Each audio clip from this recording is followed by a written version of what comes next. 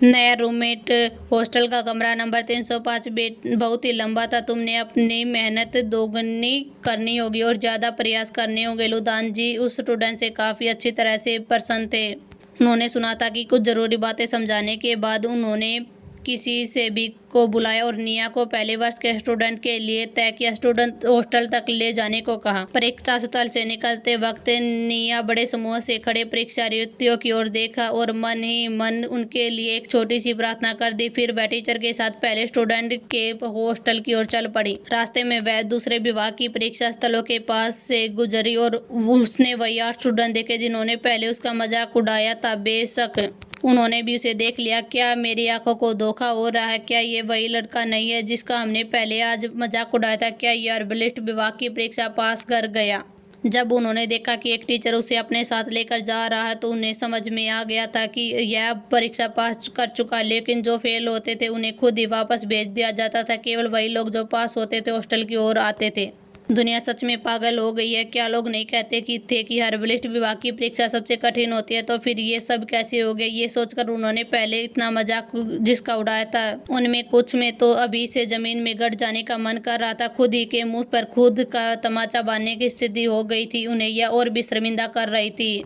उन्हें खुद ही नहीं पता था कि वे अपनी परीक्षा पास करेंगे या नहीं। जिसे उन्होंने नीचा दिखाया था वह तो सफल होकर निकल भी गया।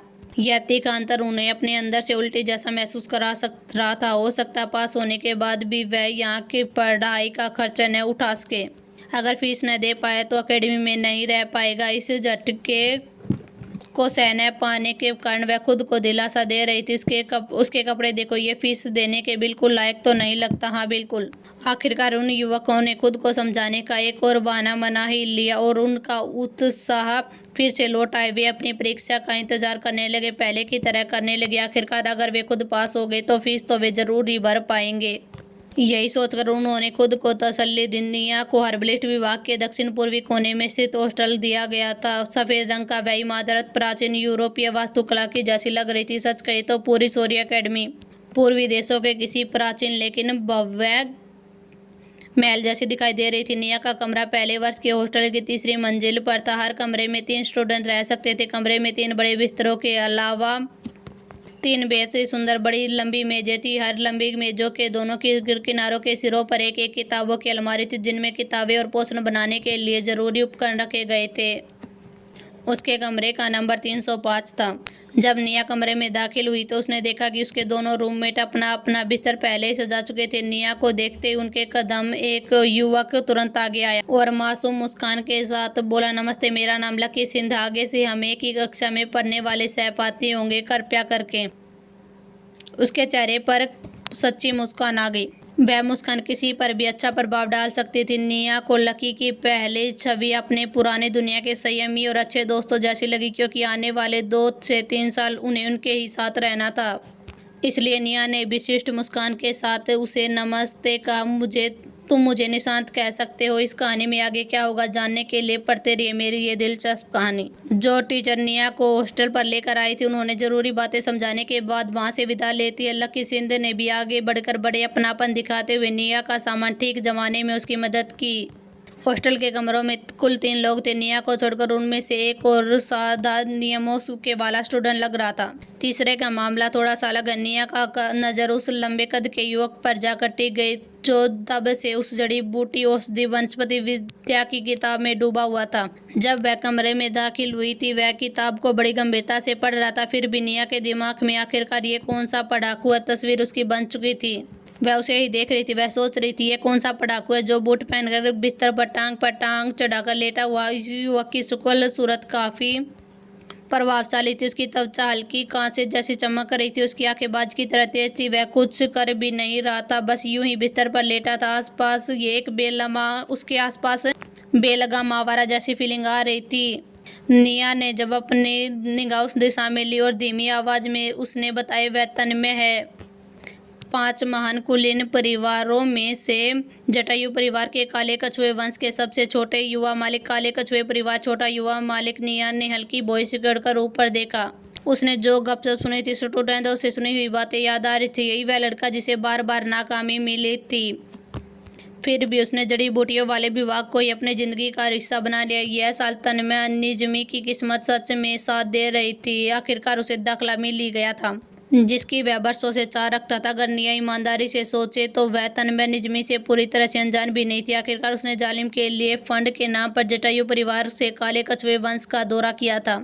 उसी दौरान उसने हर एक के लगभग हर एक कमरे की छानबीन भी कर डाली थी। बस उसे अब तक ठीक से याद भी नहीं आ रहा था कि उसने तन्मय निजमी के कमरे में से क्या क्या उठाया था। हालांकि उसके आने से पहले निया ने अपनी असली पहचान छुपा ली थी, फिर भी जटायु परिवार की सदस्य थी।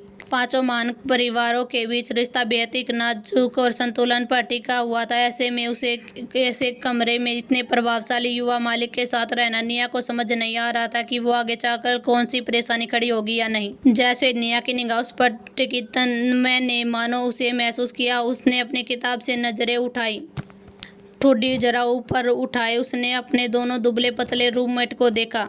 उसकी बात जैसे थी कि आंखों में एक झलक भर के लिए लकी शिंदे अनजाने में अपनी गर्दन सिकोड़ गया। तन्मय की नजर आखिरकार निया पर पड़ी तो वह एक पल के लिए ठिठक गया, फिर बोई तन गई। वह अचानक उठ खड़ा हुआ। वह लंबे लंबे कदमों से अपने रूममेट की ओर बढ़ा। तन्मय को अपने तरफ आते देख लकी शिंदे के पैर हल्के हल्के कांपने लगे। युवा मालिक का मिजाज काफी गर्म था। हालांकि लकी शिंदे के परिवार में ठीक ठाक ही था, लेकिन काले कछुए परिवार के सामने उसकी हैसियत किसी चींटी से भी ज्यादा कम थी। वह मन ही मन बस यही दुआ कर रहा था कि वह युवा मालिक को नाराज न कर दे।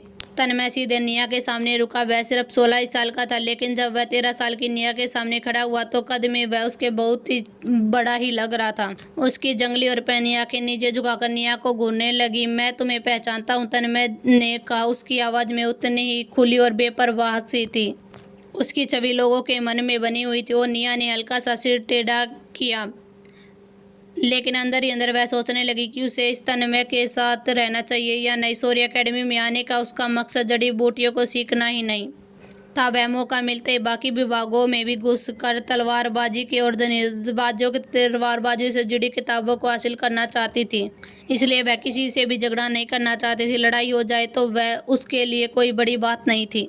यदि अगर उसकी वजह से जालिम की योजना या उसकी तरक्की में जरा सी भी रुकावट आ गई तो जालिम सच में बेकाबू हो जाता। उसी पल तन्मय की आंखों में उभरी चमक ने निया को पहचान कर दिया। यह आम सी पहचान नहीं थी, बल्कि किसी अपने वाले से टकराने की शुरुआत थी। शायद अगला अध्याय इस कमरे में एक नई मुसीबत को जन्म देने वाला था।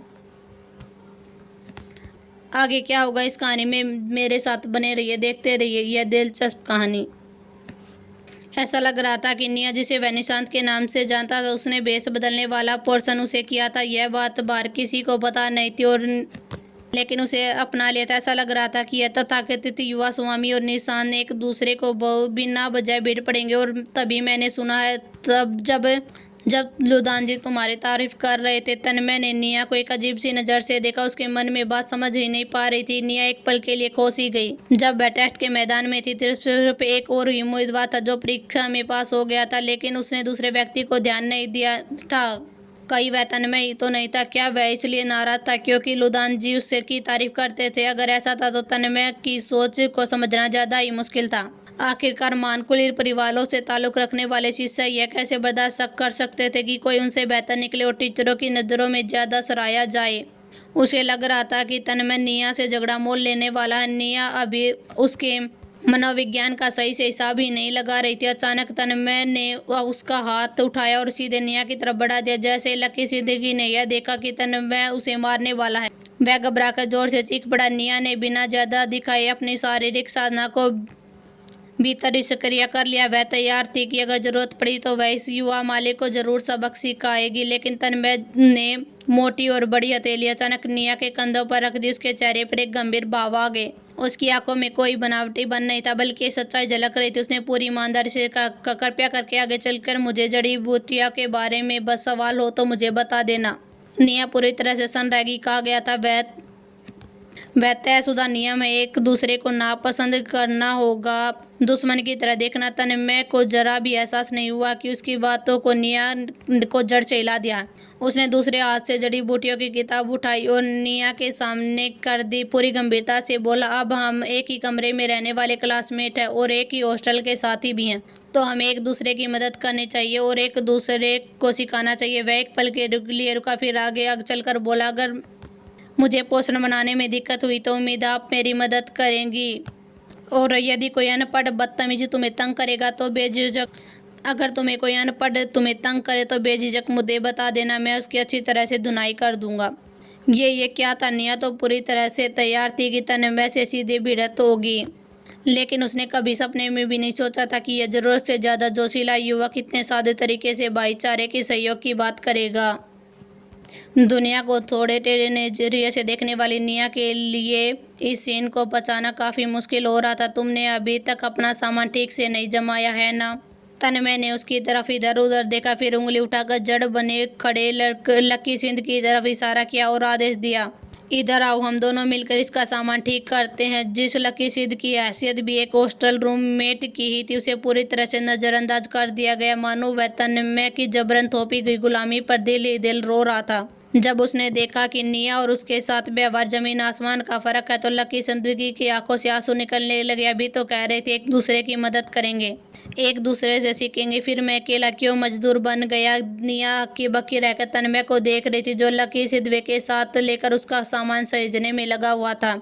यह पूरी तरह से नाटकीय दृश्य उसके लिए किसी अजीब सपने से कम नहीं था। वह तो चुपचाप सूर्या अकेडमी में पढ़ाई करना चाहती थी, जो अचानक उसे इतनी ज्यादा जोशीला हॉस्टल साथी मिल गया।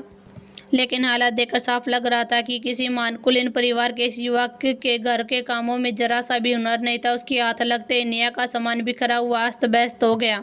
आखिरकार निया को लकी सिंधे पर तरस आ गया। बेचारा उसे तन्मय की अकड़ती निगाहें चुपचाप नीचे अजीब सी आशंका उभरी, और उसी पल निया के मन में एक अजीब सी आशंका उभरी, क्या यह दोस्ती वाकई इतनी सीधी है या इस बेवजह के अपनापन के पीछे कोई और ही काम छुपा है? और तो अगले अध्याय में जानेंगे क्या होने वाला है।